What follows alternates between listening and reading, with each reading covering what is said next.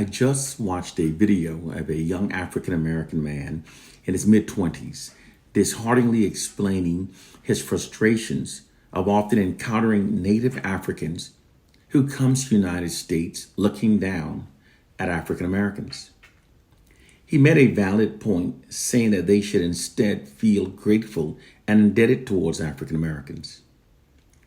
Because if it had not been for the struggles made by African Americans, those Native Africans wouldn't have the beautiful lives they now have obtained in the United States. The schools they attend to gain their education would not have been available because those schools would have still been denying Black students from attending. America's restaurants, sporting arenas, theaters, and many employment opportunities that Native Africans have enjoyed in the United States would not have been possible had it not been for African Americans. Yet many Native Africans come to the U.S. looking down upon Africans. I do understand the point being expressed by the young man because I also have experienced that type of noted discrimination from Native Africans. Several years ago, a Nigerian pastor invited me to speak at a Nigerian church within the suburbs surrounding Atlanta. He wanted me to do a speech including a summary of all that I write up in my Black Matrix books, except the chapter concerning religion. Naturally, he didn't want me to teach the truth about religion in his church, but I agreed. However, 15 minutes after arriving, the pastor took me to his office and said that members of his all-Nigerian congregation were complaining about an African American speaking in their church. Needless to say that it surprised me, especially given I'm often told that I look Nigerian. But I'm certain that my slave name of Franklin Jones is what gave me away. Nonetheless, the pastor defended his position to invite me, and I spoke, facing a congregation of my fellow beloved Africans that believed that I was unworthy to speak before them. However, rather than taking on the mantra that Africans just don't like us, which in fact breeds more division among us, I chose instead to research it. To find the answer, I merely had to start by asking myself two questions. Who exclusively control what African Americans and Native Africans believes about each other? And who benefits most when Africans are divided globally?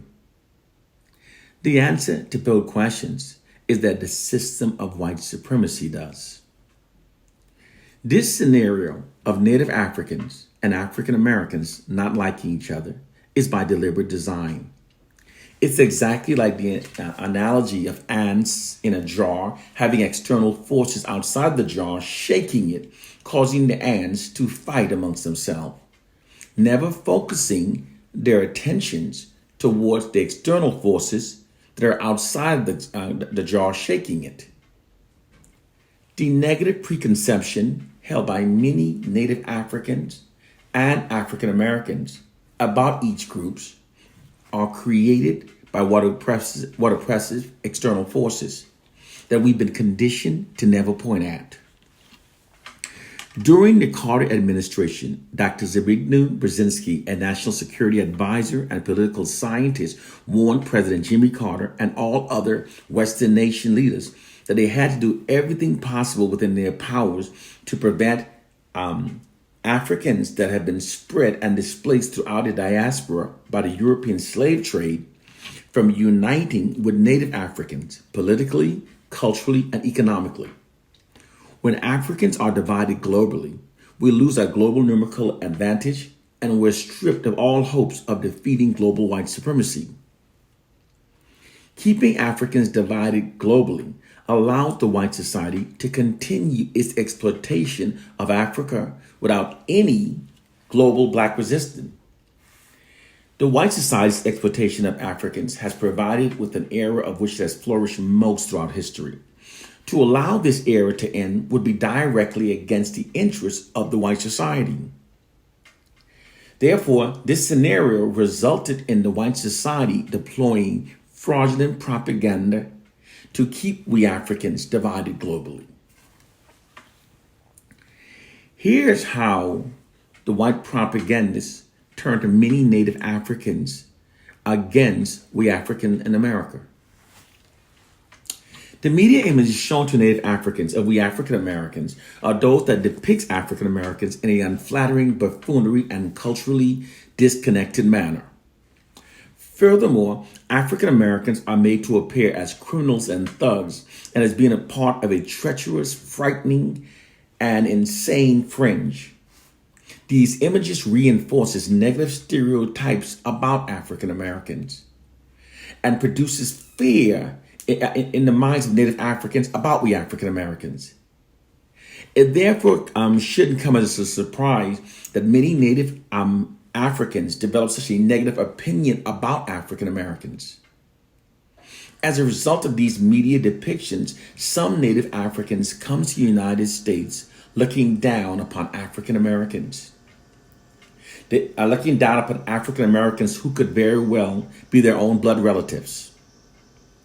For some Native Africans, the programming against African Americans is so strong that some even insist that the children marry only Native Africans. Many Native Africans have also reported of being told by government immigration official upon arriving in the United States to stay clear of we African Americans. Now here's how they've turned many African Americans against Native Africans. During the 1960s, African Americans had begun strongly embracing an African identity.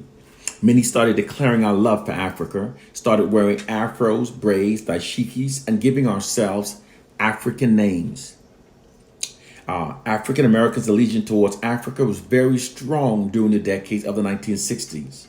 Now, to the contrary, millions of African Americans prefer to be called a nigger than an African. Many literally becomes angry when called an African and smiles when called a nigger.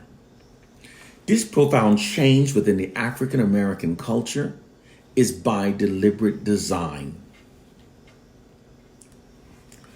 White social scientists determined during the 1960s that millions of African Americans had also developed a romanticized view of Africa.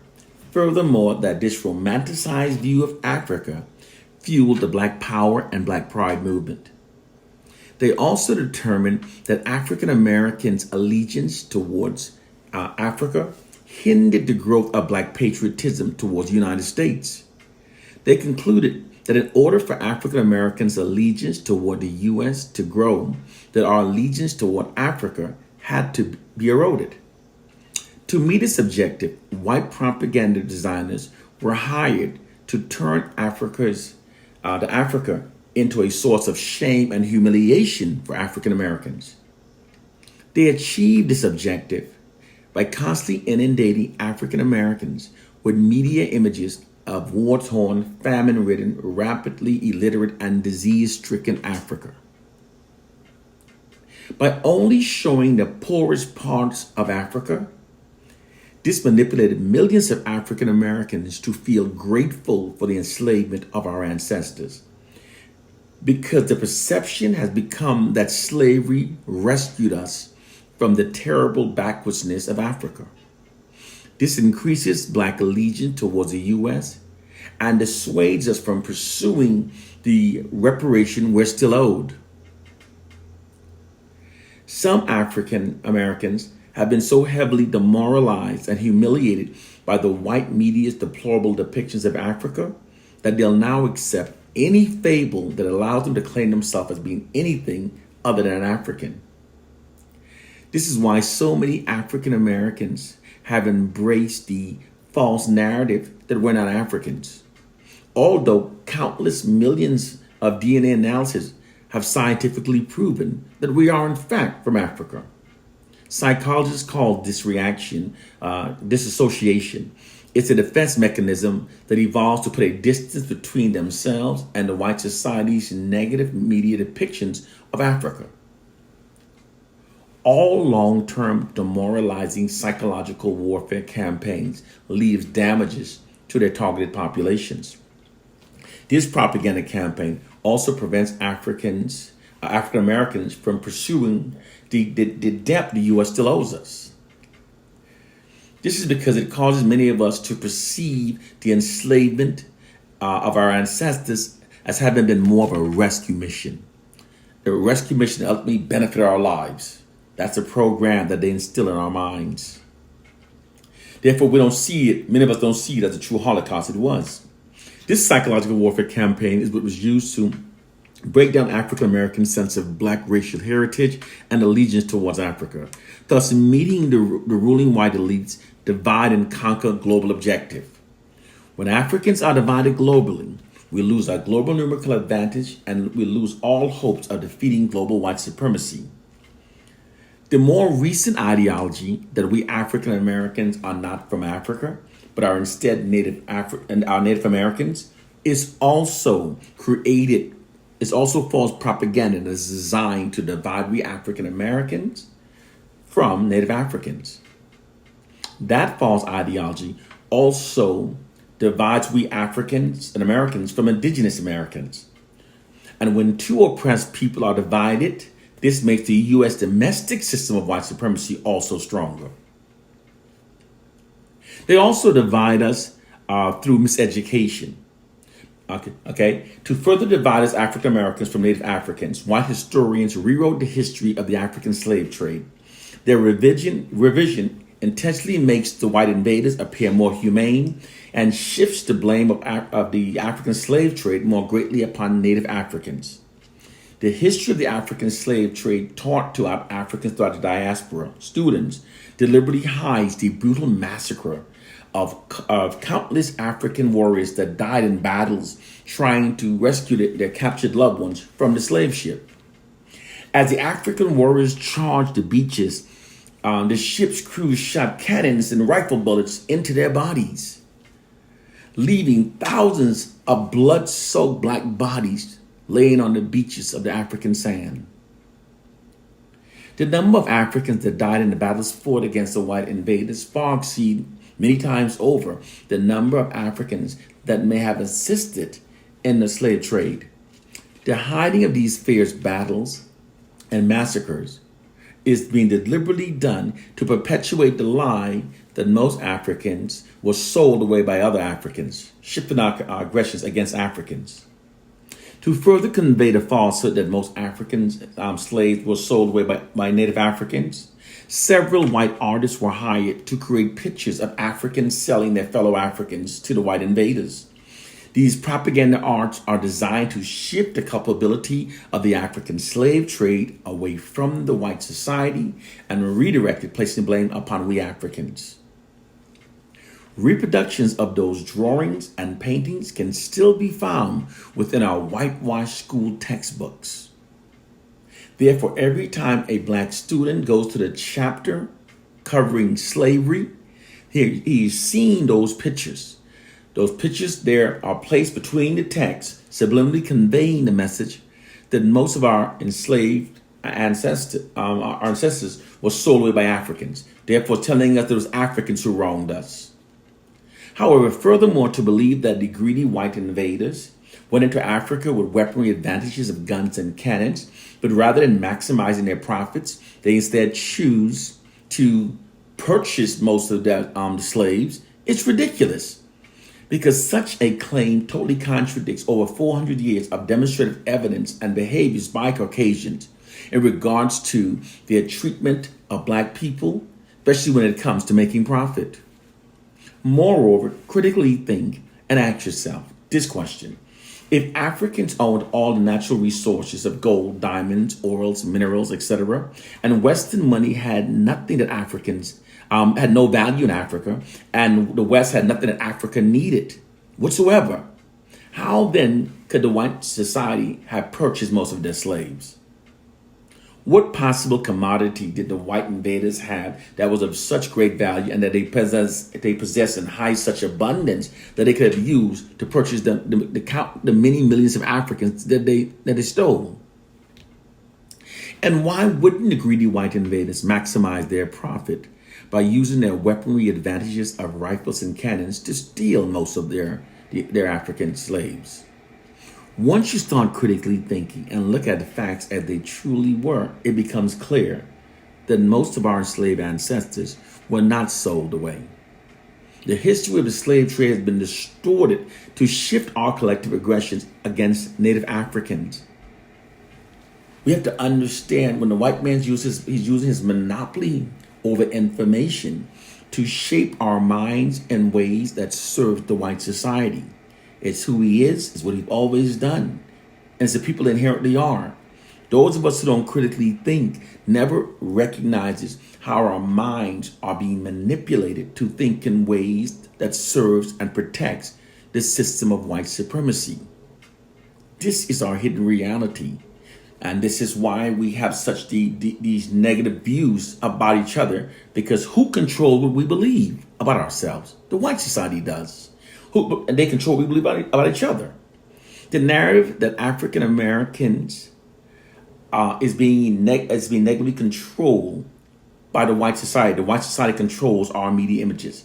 But when an African comes to this country, he comes to this country with preconceptions about when a Native African comes to America, he comes here with preconceptions about African Americans. Now ask yourself, who formulates his preconceptions? When he is sitting there watching TV, he's seeing a magazine, he is seeing African Americans through distorted lens by the white society. The movies you see is controlled by the white society. So the white society controls the Native Africans' interpretation of African Americans.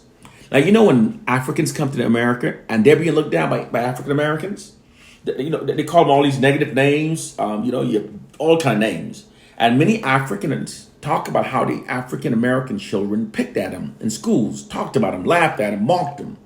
Now you have to ask yourself, who controls what African Americans perceive about the Africans who are coming to the country? The white society does. The white society controls how we perceive each other. And they exploit this scenario to manipulate our minds to turn us against each other. Keeping us divided benefits the system of white supremacy. So don't buy into the narrative, oh, Africans just don't like us. African Americans don't like Africans. What you will find that the dislike between both groups, or all groups, is always representative of the most ignorant among our groups. Those of us who are conscious, those of us who understand, we don't have a blind hatred of our people. It is the more ignorant, gullible, and naive you are, you take those on. If you go into Africa and you go into those who are more conscious, you will see the love they give you. When Africans come into contact with African Americans who are conscious, they experience the love for each other. It is only in ignorance that we see this division. That was the ignorance I saw when I went to that church. It's the ignorance that young man was speaking about. Brothers and sisters, it's time to recognize that there's a war being waged against our mind. It is being waged against our minds through the white society's monopoly over information that we receive, which allows them to shape our beliefs and our perception in ways that serves to protect the system of white supremacy. One love and peace. It's time to wake up.